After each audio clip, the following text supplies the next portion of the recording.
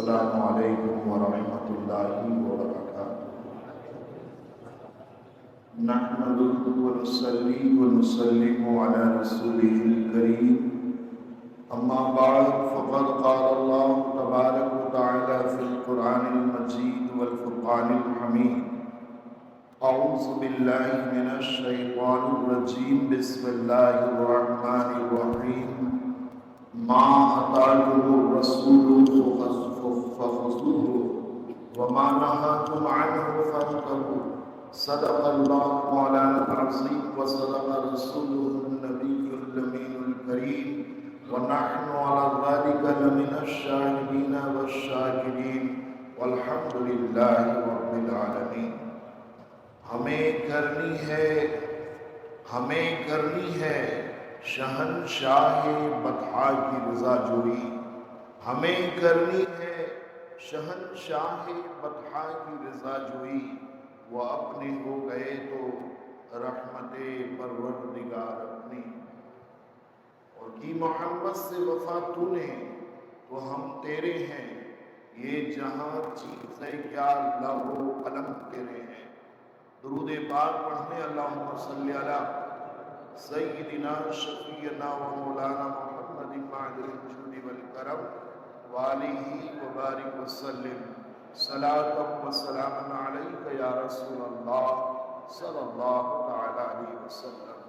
عزیزان گرامی، رفیقان محترم، قرآن کریم کی جس آیت کریمہ کو میں نے موضوع سخن بنایا ہے، اللہ تبارک و تعالی اس آیت مبارکہ کے ذریعے ہم مسلمانوں کو یہ فکر اور یہ شعور عطا فرما رہا ہے کہ رسول جو تمہیں تعلیم دیں، رسول جن باتوں کی تمہیں تربیت دیں، رسول جن باتوں کا تمہیں حکم فرمائیں، فخذوہ، انہیں اپنا لو، اور جن سے تمہیں روکے فانتہوا، تو ان سے باز آ جاؤ۔ ایک مومن اور ایک مسلمان اور ایک امتی کا یہی شیوا اور یہی اس کی غلامی کا تقاضا ہوتا ہے کہ نبی جن باتوں کا حکم فرمائیں اسے اپنا لیا جائے، اور جن سے روک دیں ان سے باز آ جایا جائے، ان سے دوری بنائی جائے، ان سے دور رہا جائے۔ یہی دنیا اور آخرت دونوں جگہ کامیاب ہونے کا ذریعہ ہے۔ اسی راستے پہ چل کر ہر مومن و مسلمان دنیا میں بھی عزت اور اللہ کی رحمت کا حقدار ہو سکتا ہے، اور آخرت میں اللہ کے فضل و کرم اور اس کی رحمتوں اور اس کی نوازشوں اور اس کی بخششوں کا سزاوار ہو سکتا ہے۔ جب تک مسلمان اللہ کے اس حکم پہ عمل پیرا رہے وہ کامیاب رہے، وہ کامرا رہے۔ لیکن جب سے مسلمانوں نے اللہ کے احکام کی خلاف ورزیاں شروع کی اور اللہ کے احکام کی اندیکھی کرنا شروع کیا، نتیجہ آپ دیکھ رہے ہیں کہ آج ہم اور آپ کہاں کھڑے ہیں۔ میں اپنے موضوع کی طرف کچھ بعد میں آؤں گا، پہلے میں سر دست عالم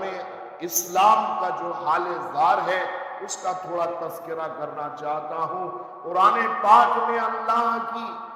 یہ بشارت ہے اہل ایمان کے لیے، وَأَنْتُمُ الْأَعْلَوْنَ إِن كُنتُم مُؤْمِنِينَ، تم ہی سر بلند اور کامیاب و کامرا رہو گے بشرطے کہ تم مومن اور مسلمان ہو جاؤ۔ تو اللہ کی طرف سے مسلمانوں کو کامیابی کا، عزت کا اور سربلندی کا مژدہ سنایا گیا ہے، لیکن ہم دیکھ رہے ہیں کہ ہم کامیابی سے کوسوں دور ہیں، ہم عزت سے کوسوں دور ہیں، ہم سربلندی سے کوسوں دور ہیں۔ اور آپ دیکھ سکتے ہیں اس وقت موجودہ حالات غزہ میں کیا ہیں۔ اینٹ سے اینٹ بجا دی گئی ہے، لاکھوں لوگوں کی زندگی تہ اور بالا ہو کر رہ گئی ہے، اور ان کی جان کو شدید ترین خطرات لاحق ہیں۔ سینکڑوں عمارتیں اور ہزاروں جان ضائع ہو چکے ہیں اس وقت تک، اور مکمل طور پر آج پانچواں چھٹا دن ہے، بجلی سے وہ محروم، پانی سے وہ محروم، اور کھانے کے اشیاء سے بھی وہ محروم، اور آپ سمجھ سکتے ہیں کہ جب بجلی نہیں ہے، پانی نہیں ہے اور کھانے پینے کے اشیاء کی بھی کمی پڑ گئی ہے، تو ایسے میں وہاں جو لوگ ہیں ان کی زندگی کس قدر اجیرن ہو گئی ہوگی، اس کا ہم اور آپ تصور نہیں کر سکتے، ہم تصور نہیں کر سکتے۔ آپ میں سے بعض لوگ سوچ رہے ہوں گے کہ آخر جب وہ اس قدر نہتے اور بے بس ہیں تو جو کچھ ہوا اس کی ضرورت کیا تھی؟ تو شاید ہم تاریخ کو نہیں جانتے، وہاں کے حالات کو نہیں جانتے کہ تقریباً 23 لاکھ لوگ، 23 سے 25 لاکھ لوگ بہت چھوٹی سی جگہ میں ان کو چاروں طرف سے چہار دیواری کر کے گھیر کے رکھا گیا، اور پورے 24 گھنٹے میں صرف 4 گھنٹہ انہیں روزانہ معمول پہ، ان کا معمول ہے اسرائیل سے 4 گھنٹہ صرف بجلی ملتی ہے، اور پینے کے لیے اور ضرورت کے لیے پانی بھی ضرورت سے کافی کم ملتا ہے، اور کھانے کی مقدار بھی اتنی کم ہوتی ہے کہ اگر آدمی کو 3 روٹی کی بھوک ہے تو 1 روٹی ملتی ہے بس۔ یہ ان کی زندگی، نہ جاب، نہ میڈیکل فیسلٹیز، نہ پڑھائی کے لیے مواقع، نہ کھلی زندگی، ہر جگہ بیریکیڈ، ہر جگہ روک تھام، ہر جگہ رکاوٹیں، زندگی تلخ اور انتہائی پیچیدہ ہو کر رہ گئی۔ ایسے میں وہ مطالبات ایک زمانے سے کر رہے ہیں، بھئی ہم بھی انسان ہیں، جینے کا حق دیا جائے، لیکن زور آور بات ماننے کے لیے تیار نہیں، تو وہ اپنی بے بسی و بے چارگی کے ساتھ کب تک رہتے؟ تو انہوں نے درد دے کر گویا یہ احساس دلانے کی کوشش کی کہ جو درد آج آپ کو پہنچا ہے اس درد سے ہم سالوں سے گزر رہے ہیں، اور آج ایک طبقہ کہہ رہا، بتائیے کہ یہ 1000-1500 لوگوں کو خواہ مخواہ مار دیا۔ آپ کو پتہ نہیں کہ 75 سالوں میں اسرائیل نے لگ بھگ 25 لاکھ نہتے بے قصور معصوم عوام کا قتل عام کیا ہے۔ تو یہ ہے ان کا ظلم، اور یہ ہے ان کی بربریت، یہ ہے ان کی سفاکی۔ یہ آپ نے سنا ہوگا نیوز میں اور اخبارات کے ذریعے آپ نے پڑھا ہوگا کہ قیام اسرائیل کے بعد اتنا بڑا اٹیک اور اتنا بڑا حملہ اسرائیل پہ کبھی نہیں ہوا، یعنی ایک طرفہ اسرائیل مسلمانوں کا قتل عام کرتا ہے۔ 25 لاکھ، 25 نہیں، 250 نہیں، 2500 نہیں، 25,000 نہیں، 2.5 لاکھ نہیں، 25 لاکھ مسلمانوں کا قتل عام اب تک اسرائیل کر چکا ہے، اور 1947 سے پہلے اسرائیل نام کا کوئی ملک ہی دنیا کے نقشے پہ موجود نہیں تھا۔ جی 1947 سے پہلے اسرائیل نام کا کوئی ملک دنیا کے نقشے پہ ہی نہیں تھا۔ یہ آج جو امن کے علمبردار بنے ہوئے ہیں،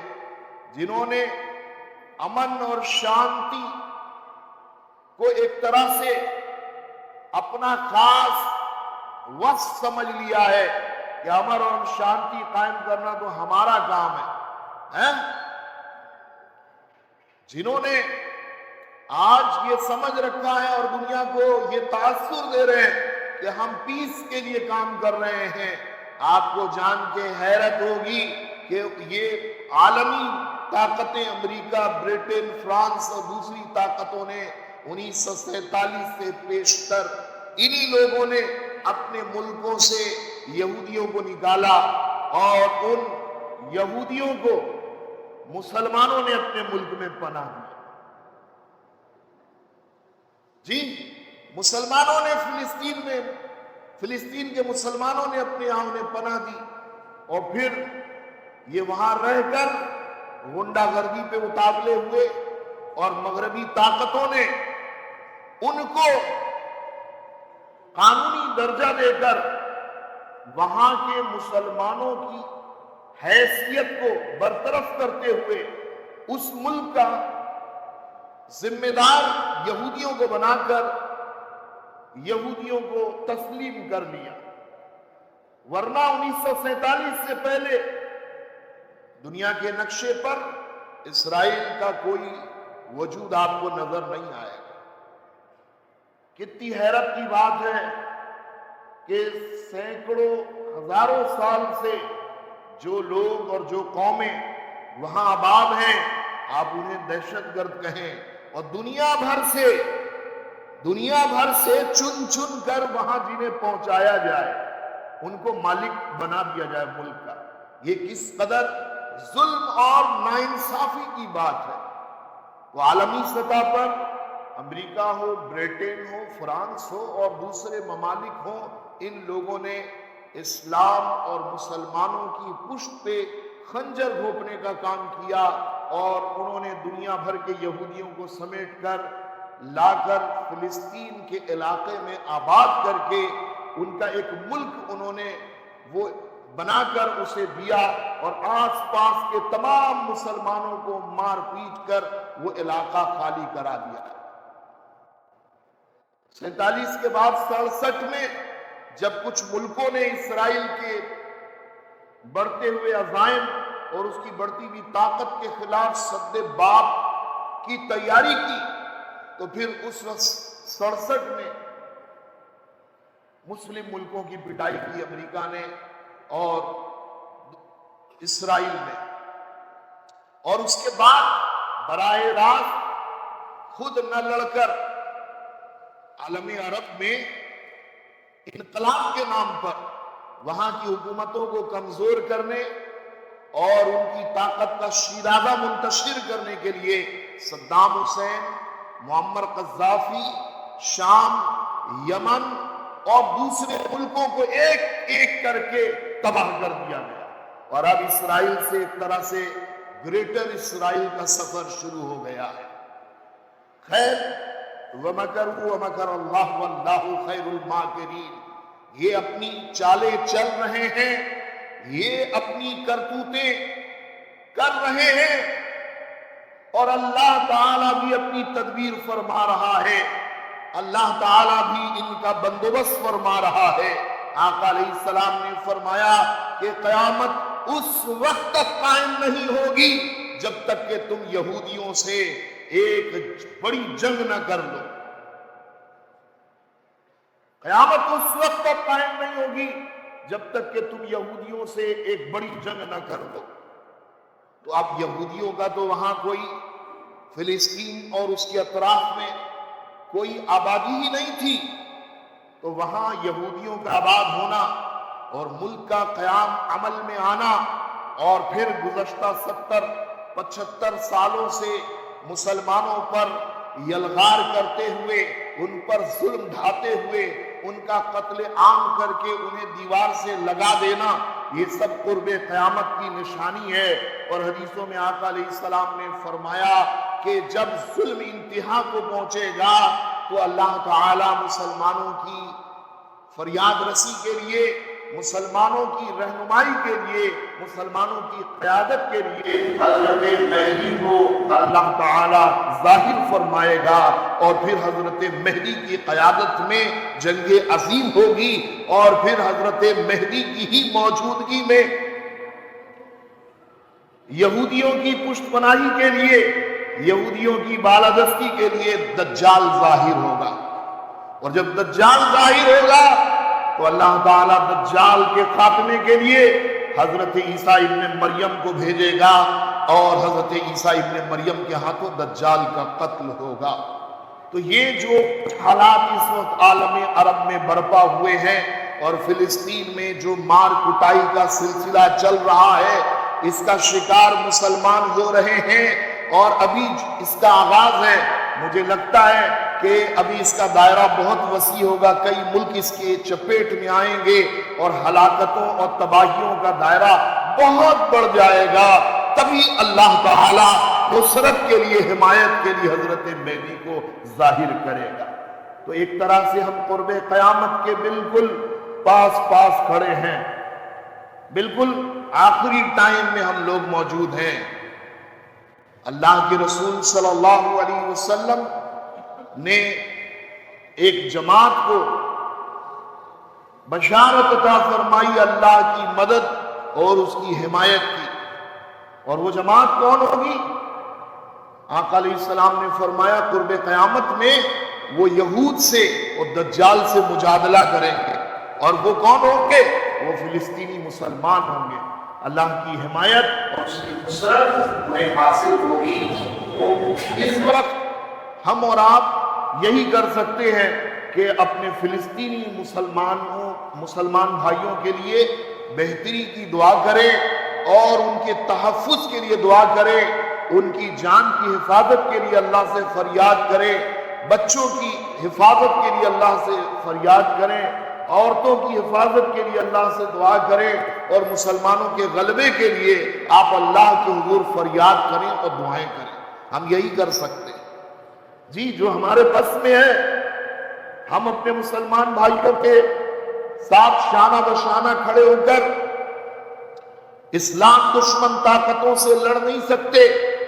لیکن اتنا کر سکتے ہیں کہ اپنے بھائیوں کے حق میں ہم دعا کر سکتے۔ ہمیں دعا کرنی چاہیے۔ آپ یہ دعا ضرور یاد کر لیں، حسبنا اللہ و نعم الوکیل،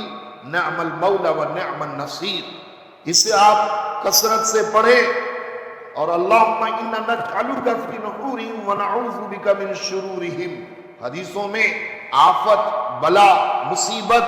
اور جنگ کے زمانے میں اس دعا کو پڑھنے کی تلقین اور اشارہ آپ کو حدیثوں سے ملتا ہے۔ تو ہمیں اس دعا کو پڑھنا چاہیے تاکہ اس دعا کی برکت سے مسلمانوں کی حفاظت کا سامان ہو۔ اور ایک بات طے ہے کہ مسلمان شروع سے کم رہے ہیں، شروع سے کم رہے ہیں،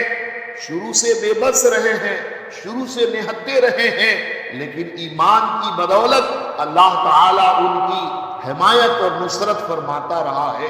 آپ دیکھیں تاریخ اسلام میں جو پہلی جنگ ہے، جنگ بدر، اس میں محض 313 افراد آپ کو مسلمانوں کے ملیں گے، جن میں بچوں کی تعداد بھی ہے، بوڑھوں کی تعداد بھی ہے، اور صرف 313 میں 70 لوگوں کے پاس ہی تلوار تھی، صرف 70 لوگوں کے پاس تلوار تھی۔ دوسری طرف مکہ سے آنے والی فوج کی تعداد 1000 تھی، اور وہ سب ٹرینڈ سپاہی تھے اور وہ ہتھیاروں سے لیس تھے، لیکن جب جنگ برپا ہوئی تو قرآن پاک میں اللہ فرماتا ہے لَقَدْ نَصَرَكُمُ اللَّهُ بِبَدْرٍ وَأَنْتُمْ أَذِلَّةٌ۔ اللہ نے بدر کے میدان میں اہل ایمان کی مدد فرمائی، وَأَنْتُمْ أَذِلَّةٌ۔ حالت یہ تھی کہ مسلمان تعداد میں بہت کم تھے اور وہ بہت کمزور تھے،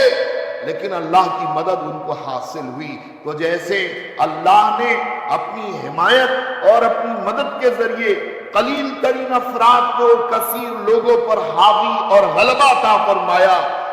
انشاءاللہ اسی طرح اللہ اہل غزہ کو بھی غلبہ عطا فرمائے گا۔ اب یہاں پر میں یہ بات ضرور کہنا چاہوں گا، ہم اور آپ جو دیکھ رہے ہیں گاہے بگاہے ہماری آبادیوں میں، ہماری سوسائٹیوں میں، ہمارے معاشرے میں طرح طرح کے شگوفے کھلتے نظر آتے ہیں، اضطرابات کھلتے نظر آتے ہیں۔ اس کا مقصد کیا ہے؟ ربیع الاول شریف کا زمانہ آتا ہے تو بات میں لگتی ہے بدعت ہے، یہ کفر ہے، یہ شرک ہے، دین تلزا ہے۔ اسی طرح محرم کا زمانہ آتا ہے تو بھی بہت ساری باتیں ہوتی ہیں، شب برات کا زمانہ آتا ہے تو بھی بہت سی باتیں ہوتی ہیں کہ اس رات کی کوئی حیثیت نہیں ہے، کوئی فضیلت نہیں ہے۔ معراج کا زمانہ آتا ہے تو حضور تو آسمانوں پر، حضور جو ہے وہ بس اللہ سے ملنے کے لیے نہیں گئے، وہ تو بس آسمانوں پر گئے، فرشتوں سے اور انبیاء سے ملاقات کر کے آ گئے، اور اس طرح کی اور بھی بہت سی باتیں کہی جاتی ہیں۔ میں عرض یہ کرنا چاہتا ہوں، ابھی جو حالات ہیں ہمارے اور آپ کے، اور من حیث القوم پوری امت کے جو حالات ہیں، اس سے ذہن کو ڈائیورٹ کرنے کے لیے کچھ طاقتیں پیچھے کھڑی ہیں۔ اب ہونا کیا چاہیے تھا؟ 12 ربیع الاول شریف کا زمانہ تھا تو بات کیا ہونی تھی کہ حضور کا مقام اور مرتبہ اور ان کی حیثیت اور ان کی قدر و منزلت پر گفتگو، اور ان کی بعثت کا مقصد اور جس مقصد کے لیے وہ دنیا میں آئے، جو اخلاق لے کر آئے، جو تعلیم لے کر آئے، اس پہ بات ہونی چاہیے تھی نا جی، اس پہ بات ہونی چاہیے تھی۔ لیکن اس طرف سے اعتراض ہونے لگا کہ 12 ربیع الاول یہ بے بنیاد تاریخ ہے، اس کی کوئی حیثیت نہیں ہے، اور میلاد اس کا کوئی وجود نہیں ہے، یہ بدعت ہے، اور یہ جلوس یہ بھی بدعت ہے، اور یہ میلاد النبی کے نام پر جلسے یہ بھی بے بنیاد اور بدعت ہیں۔ تو اس طرح کی باتوں کے ذریعے ایک جماعت نے اپنی طاقت اور توانائی کو غلط ڈھنگ سے پیش کر کے اسٹیج کا مقصد فوت کر دیا، اور ہم بھی حالات سے مجبور ہیں۔ ہمیں کہنا کیا تھا، 12 ربیع الاول شریف کا زمانہ ہے تو حضور کی عظمتوں کے ترانے گانے تھے، حضور کے اوصاف حمیدہ کا ذکر کرنا تھا، حضور کی تعلیمات کا چرچا کرنا تھا، اور امت مسلمہ کو ان خوبیوں سے جوڑنے کی ہمیں جتن کرنی تھی۔ لیکن ہم نے بھی ان کے اعتراض کا جواب دیا جی، ہم وہ نہیں کر سکے جو ہمیں کرنا تھا جی، ہم نے ان کے اعتراض کا جواب دیا ہے نا۔ اب تو اصل میں کچھ طاقتیں پیچھے ہیں، جیسے ملک میں حالات پیچیدہ ہیں، روزگار نہیں، تعلیم نہیں،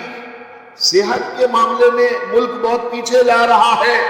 لیکن نیوز اینکر سارے موضوعات سے ذہن کو ہٹا کر ہر کچھ دن میں وہ ہندو مسلم کا ڈیبیٹ کھڑا کر دیتے ہیں، اور حقیقتوں پر پردہ ڈال کر اپنی عوام کو ایک طرح سے گمراہ کر کے حکومت کی ناکامیوں پر پردہ ڈال دیتے ہیں جی۔ تو جیسے موجودہ حکومت اپنی ناکامیوں پہ پردہ ڈالنے کے لیے غلط سلط ایشوز کو اٹھا کر اس پہ ڈیبیٹ کرا کر ماحول کو ایک طرح سے سلگا دیتے ہیں، ویسے ہی امت مسلمہ کے بدخواہوں نے کہیں نہ کہیں ہمارے کچھ لوگوں کو استعمال کر لیا ہے، اور ان کے ذریعے وہ شگوفے چھوڑتے رہتے ہیں اور غیر ضروری باتیں اٹھا کر وہ ہمیں الجھا دے رہے ہیں۔ جو اصل کام ہے اس سے ہم کہیں نہ کہیں دور ہیں۔ ابھی کل میری بڑی بچی کہہ رہی تھی کہ ابو میری سہیلی، جو اسکول میں بچیاں ہوتی ہیں، بچے ہوتے ہیں تو بچوں کے دوست ہیں، لڑکیوں کی سہیلیاں ہیں، اب کہتے ہیں میلاد النبی، ابو کہہ رہی ہیں میری سہیلیہ کہ یہ بدعت ہے، کچھ کہتی ہیں کہ یہ شرک ہے، کچھ کہتی ہے یہ کفر ہے، کسی نے اسٹیٹس بھی لگایا، بچے نے مجھے دکھایا، تو ایسا یا اللہ کہاں کھڑے ہیں، ہماری نئی نسلوں کو پتہ ہی نہیں کفر کیا ہے، اسلام کا انکار کفر ہے، اللہ کے برابر کسی کو ٹھہرانا یہ شرک ہے جی، اللہ کے برابر اگر کسی کو ٹھہرایا جا رہا ہے تو یہ کام شرک ہے، اور اسلام کا کوئی انکار کرتا ہے جی، اسلام کے عقیدے کا کوئی انکار کرتا تو یہ کفر ہے۔ اور بدعت وہ جو نبی اعظم صلی اللہ علیہ وسلم نے جو تعلیم دی، رسول اللہ صلی اللہ علیہ وسلم نے جو اخلاق پیش کیا، رسول اللہ صلی اللہ علیہ وسلم جو دین لے کر آئے، اس کے منافی کوئی بات اگر ہوتی ہے جی، اس کے اگینسٹ کوئی بات ہوتی ہے تب اسے بدعت کہیں گے۔ لیکن ایک بات یاد رکھیے کہ بدعت کا لفظی معنی تو یہی ہے کہ وہ ہر وہ کام جو نبی کے زمانے میں نہیں ہوا، بعد کے زمانے میں شروع ہوا، وہ بدعت ہے، اس کا لفظی معنی تو یہ ہے۔ لیکن ہر بدعت گمراہی نہیں ہے، ایک بات سمجھ لیجئے، جس سے اکثر لوگ غافل ہیں، پتہ ہی نہیں، بے سوچے سمجھے کفر کا حکم لگا دینا، شرک کا حکم لگا دینا، بدعت کا حکم لگا دینا، یہ انتہائی کم نصیبی کی بات ہے۔ میں صاف ستھرے لفظوں میں کہنا چاہتا ہوں، آپ چاہے دین کے لیے کتنے مخلص کیوں نہ بن جائیں، آپ کو یہ حق نہیں ہے کہ فتویٰ آپ دیں۔ فتویٰ دینے کا منصب یہ علماء کا ہے، یہ ذمہ دار اسکالروں کا ہے، یہ مفتیوں کا، یہ آپ کا حق نہیں ہے، یہ آپ کا منصب نہیں ہے۔ بات اگر نہیں سمجھ میں آئی تو یوں سمجھیں آپ اپنی ماں سے بہت محبت کرتے ہیں، ہو سکتا ماں سے محبت نہ ہو، چلیے بیوی سے بہت محبت کرتے ہیں، کوئی مسئلہ درپیش ہو جائے، آپریشن کی نوبت آ جائے تو آپ اپنی ماں یا بیوی یا بیٹی سے بہت محبت کرتے ہیں، باپ سے محبت کرتے ہیں، بچے سے محبت کرتے ہیں، خاندان کے فرد سے محبت کرتے ہیں، لیکن اگر آپریشن کی نوبت آ گئی تو آپریشن کون کرے گا؟ آپ کریں گے؟ ارے آپ بولے نہیں بھائی میں تو اپنی ماں کے لیے، اپنے باپ کے لیے، اپنی بیوی کے لیے، اپنے بچوں کے لیے جان دینے کے لیے تیار ہوں، تو میں کیوں نہیں آپریشن کروں گا؟ نہیں، آپریشن کرنے کے لیے وہ ڈاکٹر ہے، اور ڈاکٹر بھی وہ نہیں جو محلے ٹولے میں بیٹھتا ہے، چھوٹا موٹا ڈسپینسری چلاتا ہے۔ ماہر ترین ڈاکٹر ہونا چاہیے، اسپیشلسٹ ہونا چاہیے، اس فیلڈ میں اس کو درجہ کمال حاصل ہونا چاہیے، وہی آپریشن کر سکتا ہے۔ ٹھیک اسی طرح فتویٰ وہ دے گا جو عالم ہوگا، اور چھوٹا موٹا نہیں، نام کا نہیں، بلکہ بڑا عالم ہوگا، بڑا اسکالر ہوگا، مفتی ہوگا، جس کو افتاء کی سمجھ ہوگی، وہ فتویٰ دے گا۔ ہر غیرے کو فتویٰ دینے کا حق ہرگز حاصل نہیں۔ تو جس طرح ماں باپ سے محبت ہو کر بھی ہم آپریشن نہیں کر سکتے، اور اگر جلد بازی کا مظاہرہ کیا کہ ہاسپٹل لے جاتے جاتے کیا پتہ نہیں کیا ہو، چلو ہم یہیں پہ چیر پھاڑ کے جو کرنا کر دیتے ہیں، تو علاج کے بجائے کیا ہوگا؟ علاج تو نہیں ہوگا، البتہ آپ کے ہاتھوں آپ کی ماں یا آپ کی بیوی یا آپ کی بچی یا آپ کے باپ یا آپ کے بچے کا قتل ہو جائے گا۔ جی، اسے نئی زندگی دینا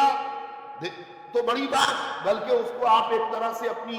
حماقت سے قبرستان پہنچا دیجیے گا۔ تو جیسے ہزار مخلص ہو کر بھی آپ اپنی بیوی بچوں اور گھر والوں کا آپریشن نہیں کر سکتے، اسی طرح آپ دین کے لیے چاہے ہزار آپ مخلص کیوں نہ ہو، فتویٰ دینا آپ کا حق نہیں ہے، اور اگر آپ دیں گے تو بجائے فائدہ کے نقصان ہوگا۔ اور اب میں یہ کہنا چاہتا ہوں، بتانا چاہتا ہوں کہ بدعت کو سمجھ لیجئے، یہ بدعت ہر بدعت گمراہی نہیں ہے۔ آقا علیہ السلام نے جو بدعت کے لیے کہا ہے اس سے مراد بدعت سیاح ہے، ورنہ باعتبار مجموعی بدعت کی 5 قسمیں ہیں۔ ایک ہے بدعت واجبہ، جس کو کرنا ضروری ہے، دین مکمل ہو گیا لیکن حضور نے نحو اور صرف اور گرامر کسی کو نہیں پڑھایا، لیکن جو قرآن سمجھنا چاہتا ہے، قرآن کی زبان سمجھنا چاہتا ہے، تو اس کے لیے آپ قرآن کی تعلیم کو عام کرنے کے لیے آپ کو نحو پڑھنا ہوگا، صرف پڑھنا ہوگا، گرامر پڑھنا ہوگا، تب آپ جا کر قرآن سمجھنے کی پوزیشن میں پہنچ پائیں گے۔ تو یہ واجب ہے کہ پڑھایا جائے تاکہ قرآن کا علم محفوظ کیا جا سکے۔ اور ایک ہے بدعت مستحبہ یا مستحسنہ بھی کہہ سکتے ہیں اسے، تو جیسے تراویح گزشتہ ہفتے میں نے کہا، تراویح کی نماز ہے، جمعہ کی دوسری اذان ہے، یہ جلسے جلوس ہیں دین پہنچانے کا سبب اور ذریعہ، دینی کتابیں کہ حضور نے نہیں لکھا، صحابہ نے نہیں لکھا، بعد کے زمانے میں یہ چیزیں شروع ہوئی ہے نا۔ تو یہ بدعت مستحبہ یا مستحسنہ کے زمرے میں یہ چیزیں آئیں گی۔ اور اب بدعت مباحہ، یہ تیسری قسم، جس کا کرنا آپ کر رہے ہیں تو کوئی ثواب بھی نہیں کر رہے ہیں تو کوئی گناہ بھی نہیں ہے۔ بدعت واجبہ تو کرنا پڑے گا، یہ دین کی حفاظت کے لیے ضروری ہے، اور بدعت مستحسنہ یہ کریں گے تو نیکی کے حقدار ہوں گے، نہیں کریں گے تو گناہ بھی نہیں ہے۔ اور بدعت مباحہ کر رہے ہیں تو کوئی نیکی نہیں کر رہے ہیں تو کوئی گناہ بھی نہیں، جیسے اچھا کپڑا پہن رہے ہیں، اچھا کھا رہے ہیں، اچھے گھر میں رہ رہے ہیں، سمجھ گئے میری بات؟ تو یہ 3 تو وہ ہیں جو بدعت حسنہ کی قسموں میں، اور بدعت سیئہ کی 2 قسمیں ہیں، بدعت مکروہہ اور بدعت محرمہ۔ تو بدعت مکروہہ جسے کرنا ناپسندیدہ ہے، اللہ کے رسول صلی اللہ علیہ وسلم نے منع کیا، جیسے مسجدوں کی تزئین، جی مسجدوں کو سجا دھجا کر رکھنا کہ آدمی کی طبیعت عبادت کی طرف کم اور سجاوٹ کی طرف زیادہ مائل ہو۔ اور بدعت محرمہ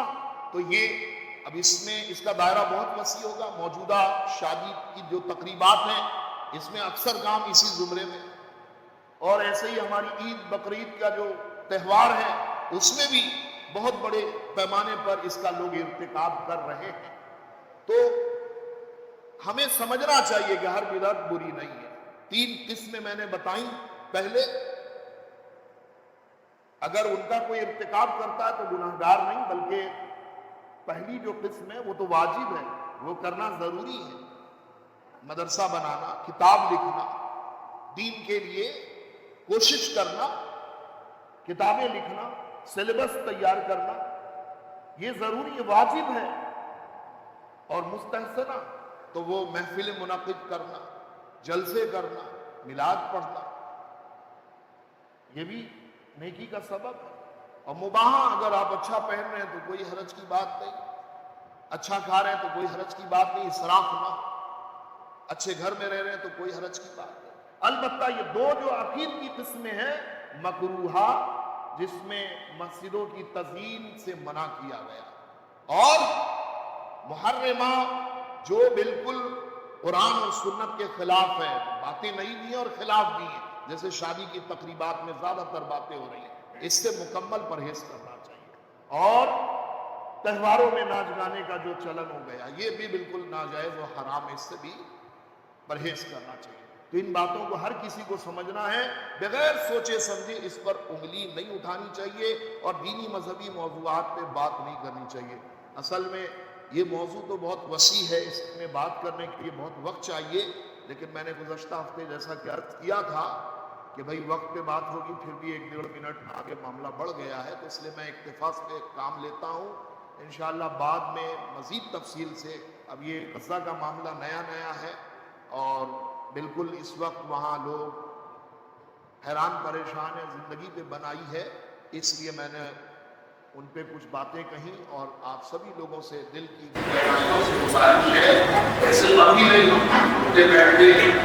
اور خالی اوقات میں ان کے لیے دعا کریں. اللہ ان کی جان کی حفاظت کا سامان کرے اور اسلام کی سربلندی کا سبب اللہ پیدا کرے اور پوری دنیا کے مسلمانوں کو اللہ متحد فرمائے اور اپنے دشمنوں کو جاننے پہچاننے اور ان کی سازشوں سے ہوشیار رہنے کی ہم سب لوگوں کو اللہ سعادت بخشے. وما علینا الا البلاغ. السلام علیکم ورحمۃ اللہ وبرکاتہ.